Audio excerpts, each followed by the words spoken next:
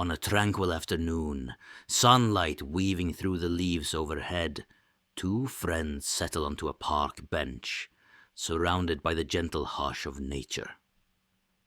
In this serene setting, JW and Dub embark on a candid and contemplative conversation about the realities of end-of-life decisions. Their exchange transcends abstract philosophy, delving into personal hopes, fears, and the profound importance of communicating wishes to loved ones. The dialogue unfolds with honesty and warmth, inviting reflection on how embracing mortality might shape the way we choose to live and love each day. JW, Dub, I've been thinking a lot about end-of-life decisions lately. What do you think is the most important thing to consider when facing that phase? Dub. That's a deep question, JW. I suppose one of the most crucial aspects is ensuring that your wishes are known. It's not just about the treatments you want, but also how you want to be remembered and what legacy you hope to leave behind. JW, right. It's almost like you're planning your farewell party, but with much more profound implications.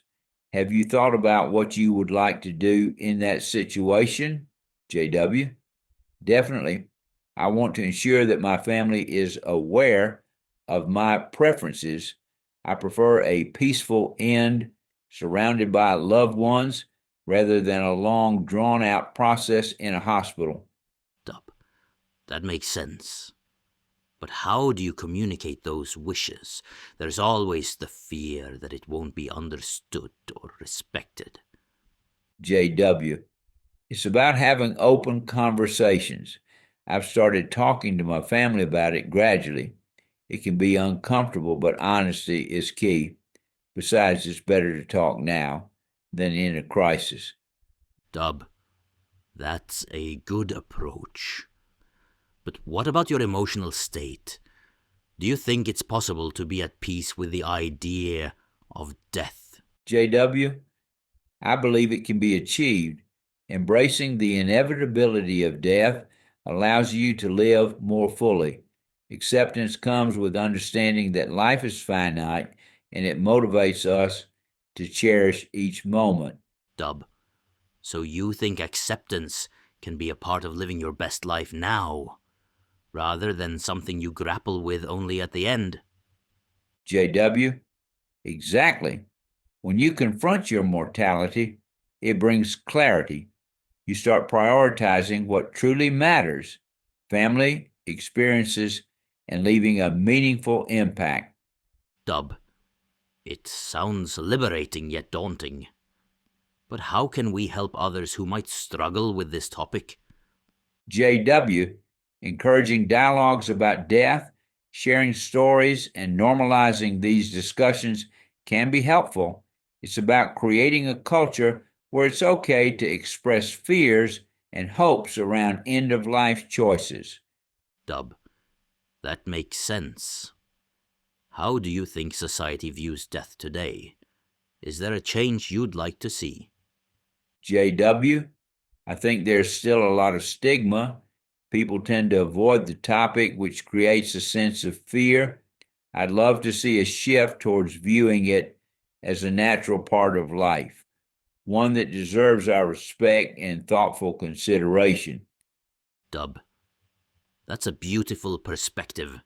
So when it finally comes to it, what kind of environment do you see yourself wanting to be in? JW, ideally, I want to be at home, surrounded by the people I love, a familiar place where I feel safe and at peace, maybe even sharing stories and laughter, reminiscing about the good times.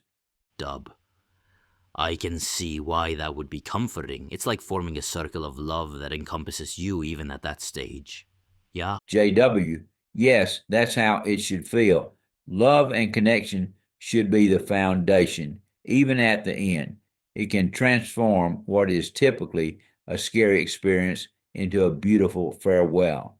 Dub, such a profound way of looking at it. It makes me want to rethink how I approach my ideas about the end. JW, it's worth reflecting on for sure. Face it head on, and it can turn into a source of strength rather than a burden. Dub. Absolutely. Thanks for the enlightening conversation. JW, these thoughts will certainly help me along my journey. JW, anytime, Dub. It's a crucial conversation worth having. Let's keep talking about it whenever we can. The two continued their discussion, diving deeper into the nuances of life and death, wrapping the metaphorical layers around their experiences, while enjoying the peaceful ambience of the park.